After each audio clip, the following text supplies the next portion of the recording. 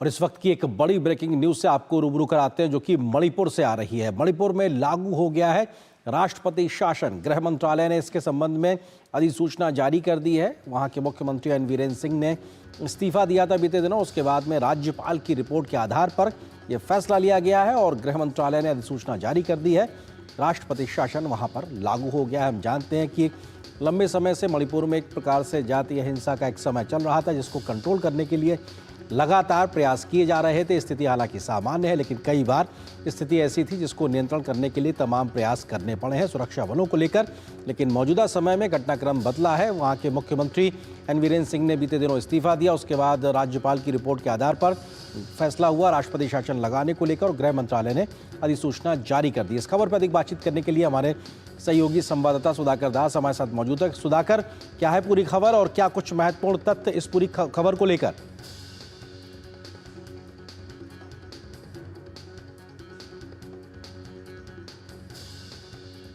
सुधाकर, क्या आप मुझे सुन पा रहे हैं? आपकी आवाज मिल रही है, मेरी आवाज आपको मिल रही है? जी, मैं सुन पा रहा हूं आपको। सुधाकर, इस खबर को लेकर क्या पूरा अपडेट बताएं थोड़ा विस्तार से।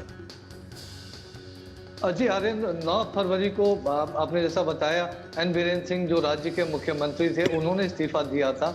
और उसके बाद जो पूरी परिस्थितियां बनी उसको ध्यान में रखते हुए, और निश्चित तौर पर इसके पीछे एक पूरा बैकग्राउंड है। हम जानते हैं कि बीते कई महीनों से जिस तरह की राज्य में स्थिति थी, और खास तौर से केंद्र सरकार जिस तरह से इसका समाधान चाहती थी, शायद उस ओर बढ़ता हुआ पूरा परिस्थिति नहीं दिख रही थी। और उन तमाम चीज़ों को ध्यान में रखते हो, खास तौर से जो गवर्नर हैं इस वक्त अजय भल्ला, राज्य के गवर्नर, उनकी जो रिपोर्ट आई केंद्र के पास, गृह मंत्रालय के पास, उस रिपोर्ट के बाद ये कार्रवाई की गई है। और अधिसूचना अभी कुछ देर पहले ही जारी की गई है, जिसके बाद अनुच्छेद 356 के अंतर्गत अब राष्ट्रपति शासन मणिपुर में लागू हो गया है जी। और एक तरह से अब जो केंद्र सरकार राज्यपाल के माध्यम से वहाँ जो शासन प्रशासन है उसको देखेगा, और काफ़ी महत्वपूर्ण है। हम जानते हैं कि राज्य में फिलहाल उस तरह की स्थिति नहीं है, लेकिन निश्चित तौर पर केंद्र का जरूर एक लक्ष्य है कि जल्द से जल्द वहाँ जो 1.5-2 साल पहले जिस तरह की सामान्य परिस्थितियां थी, वो परिस्थितियां बने, बिल्कुल वो बहाल की जाए। सुधाकर, आप बने रहिए हमारे साथ में। हमारे सहयोगी नंदू सिंह भी इस वक्त इम्फाल से जुड़ गए, उनका भी रुख करते हैं। नंदू, ये बताइए कि इस खबर पे, जब वहाँ पे राष्ट्रपति शासन लगाने का फैसले की खबर पहुंची है, वहाँ से स्थानीय स्तर पर किस प्रकार की प्रतिक्रियाएं आ रही हैं, और अभी के हालात को लेकर आप क्या कहना चाहेंगे? प्रेसिडेंट रूल के बारे में तो सभी ने तो सोच रखा है पहले से। तो हम ऐसा सोचा नहीं था कि हम सोचा था एनिमेटेड सस्पेंशन होना चाहिए, ऐसा सोच रहा था पहले, क्योंकि ये हमारा जो असेंबली है वो फुल मौजूद, वो फुल फ्लेजेड है। बीजेपी का जो भी वो दे एंजॉयिंग द मेजॉरिटी, तो people are not expecting actually to have the president rule directly. They were expecting this 6 months, this part of president's rule, suspended animation, but it just came as a shock. पूरा वो shock हो गया है लोगों को इस बात सुनने से। तो उसमें मणिपुर सरकार का तो they have already this assembly has been closed down, and president's rule has come. So all the this all the authority, direct control will be from the center, and executive authority is executed through our honorable governor Ajay Kumar Bhalla.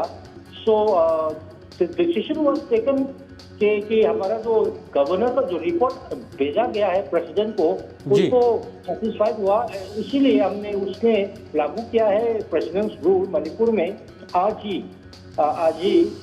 तो इधर का पहले से तो थोड़ा ऐसा जाता था, लेकिन प्रेसिडेंट रूल का ऐसे छोटा बिल्कुल ये बिल्कुल नंदू सिंह, आप जो बात करें, जब ये खबर अचानक से आई है तो सभी लोगों को लग रहा कि हाँ, इस प्रकार का एक बड़ा फैसला लिया गया। नंदू सिंह, आप हमारे साथ बने रहिए। सुधाकर भी हमारे लगातार सहयोगी बने हुए हैं। सुधाकर, अजय भल्ला जो कि राज्यपाल हैं, अब एक तरीके से राष्ट्रपति के माध्यम से जो वहाँ पे फैसले लेने जाने हैं, उस पर वो फैसला लेते नजर आएंगे।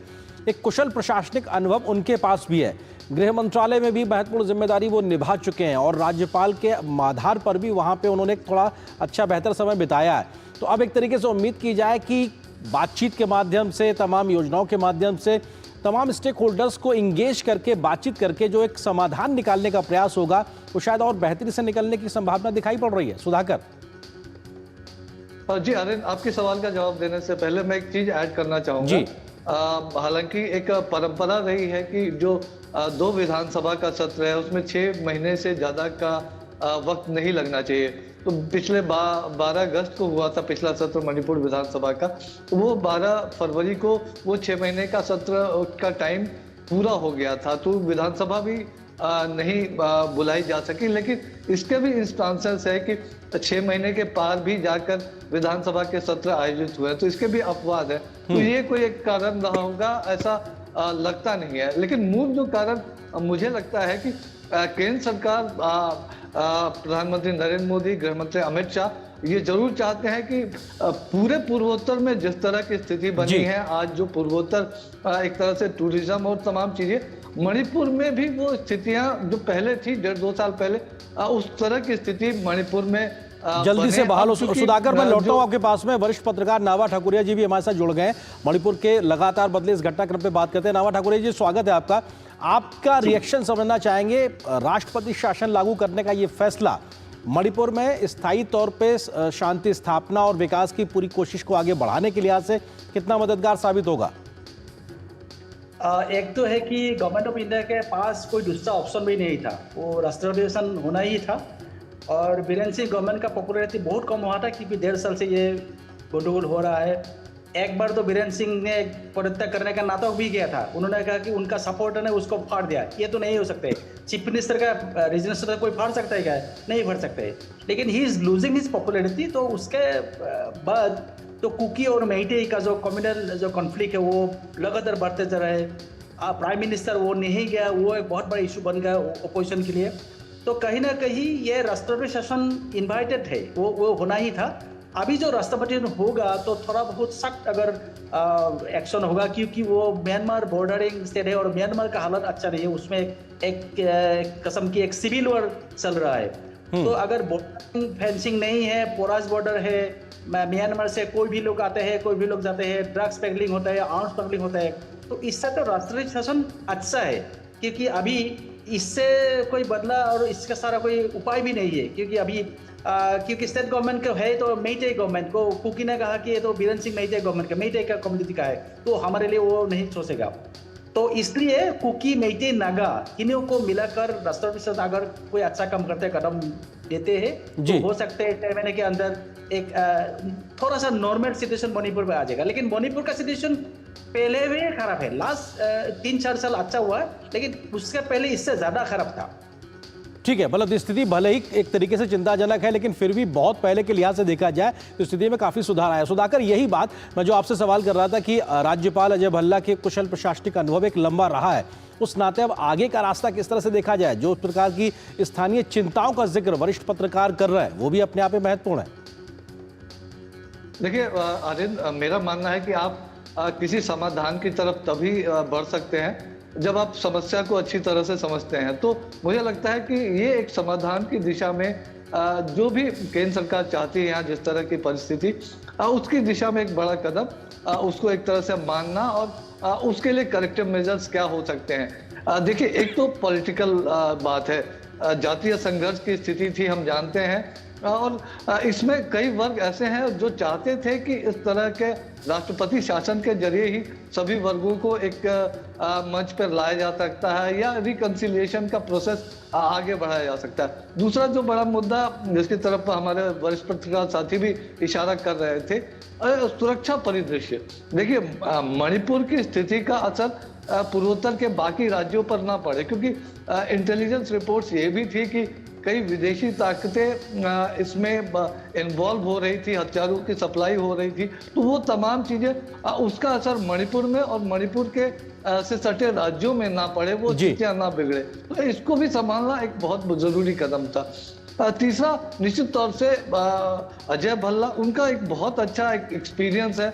हम जानते हैं आर्टिकल 370 की स्थिति जो जम्मू कश्मीर में, उसके बाद उन्होंने किस तरह से उसको संभाला, तो उनको बहुत अच्छा एक्सपीरियंस है कन्फ्लिक्ट जोन्स में से कैसे इलाकों को बाहर निकाला जाए। आज जब वो राज्यपाल हैं तो वो अगर उनके हाथ में सीधे तौर पे शासन है तो वो एक जो कॉन्फिडेंस बिल्डिंग मेजर्स के साथ साथ सिक्योरिटी इंफ्रास्ट्रक्चर के लिए क्या कुछ करना है तो वे सीधे इन्वॉल्व होके और केंद्र के भरपूर मदद से वो तमाम काम कर सकते हैं। गृह मंत्री अमित शाह के साथ उनकी साझेदारी बहुत अच्छी रही है इस मामले में। तो मुझे लगता है ये कुछ एक पहलू है। और आज जब मणिपुर पहले उस तरह की बुरी स्थिति में नहीं है, लेकिन अब इससे आगे बढ़ते हुए मणिपुर पूर्वोत्तर के बाकी राज्यों जैसा बने आने वाले कुछ महीनों में, तो ये मुझे लगता है एक टारगेट रहेगा केंद्र सरकार। बिल्कुल, शायद यही कोशिश होगी किस तरीके से स्थायी शांति आए, सभी स्टेक होल्डर्स की बात को आगे रखते हुए आगे समाधान की ओर बढ़ा जाए। बहुत शुक्रिया हमारे साथ में नभा ठाकुरिया जी आपका जुड़ने का, सुधाकर आपका और नंदू सिंह हमारे सहयोगी जुड़े थे, आप तीनों को बहुत बहुत शुक्रिया। और फिलहाल यहाँ पर एक छोटे से ब्रेक